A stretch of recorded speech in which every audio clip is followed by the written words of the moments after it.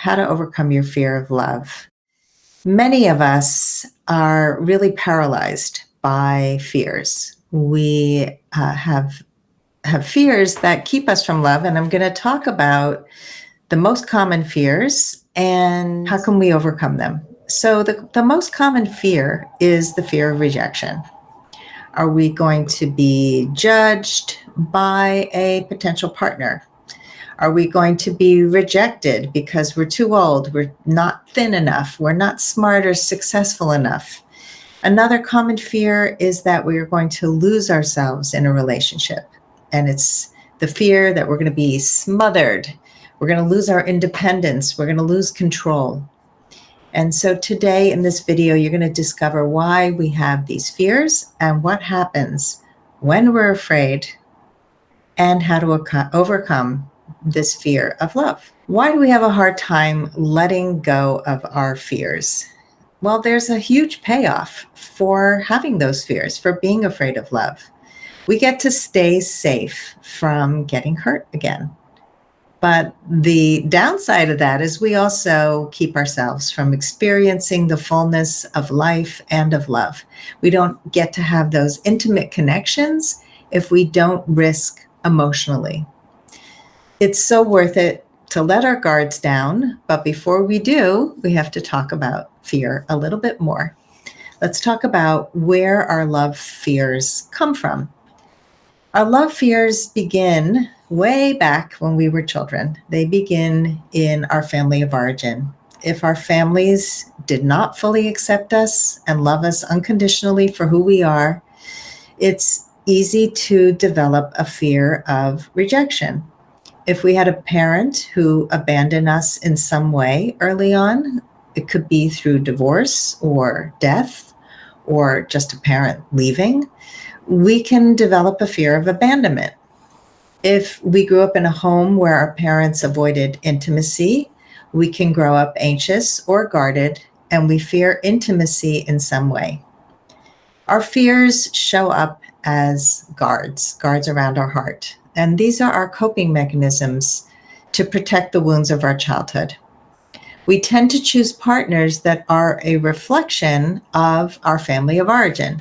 They're either like one of our parents or they are the opposite of one of our parents. And this becomes what we call our relationship blueprint. It shows up in all of our relationships, not just our romantic ones. It shows up often in our friendships. Let me know if you've ever been in a friendship where you've had the same patterns as in your romantic relationships. We are looking to resolve our childhood wounds through a partner, and it's unconscious. We project our relationship blueprint onto a partner, and we interact with them accordingly.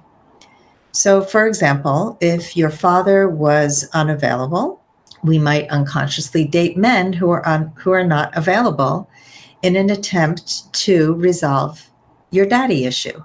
And then we try to fix these men. And the frustrating thing is that these men don't change. People don't change unless they want to. And so we take the wrong lessons from these relationships. We think dating is terrible. We will get hurt again, so we just shut down and we put up our love shields. Let me know if that sounds familiar. I know that I was so much like this that I did a TED Talk on this called I Used to Live My Life as a Tootsie Pop. All the guards I put around my heart to keep me safe, but they also kept me from love. And guards are really unattractive. They keep us from love, and it's a vicious cycle. If we don't remove the love shields, we won't find love, and then we'll shut down and we'll continue to protect ourselves. And when we do remove the shields, we open to love, but it is really scary, like I said before, to take the guards down if we don't do the inner work first. So I'm going to share 5 steps to overcome your fear of love. The first one is awareness, just knowing that you have a fear. And name it. Be as specific as you can be. What is my fear?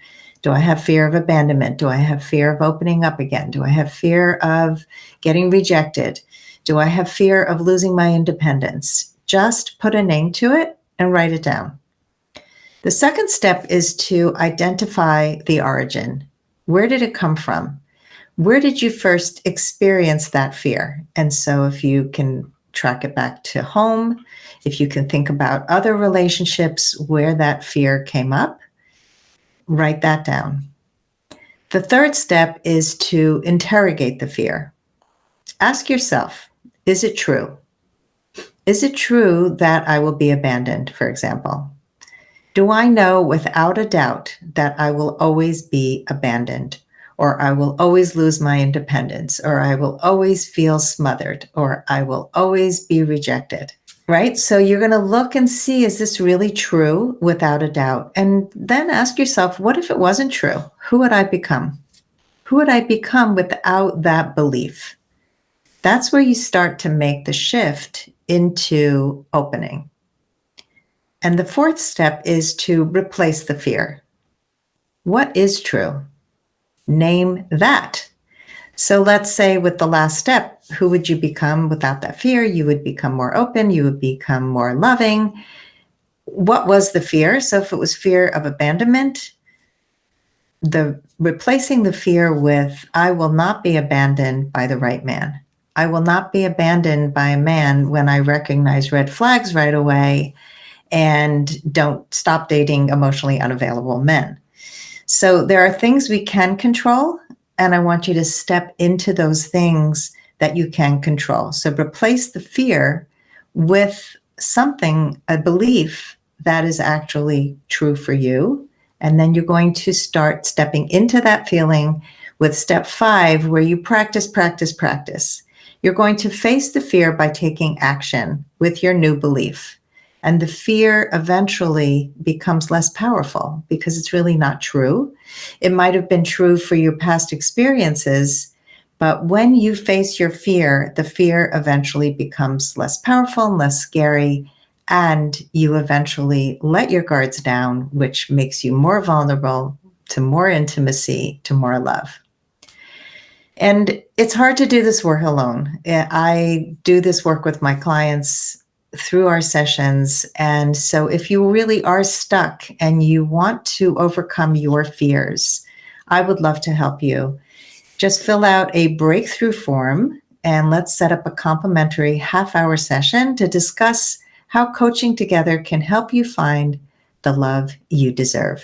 You can fill out a form at lastfirstdate.com/breakthrough.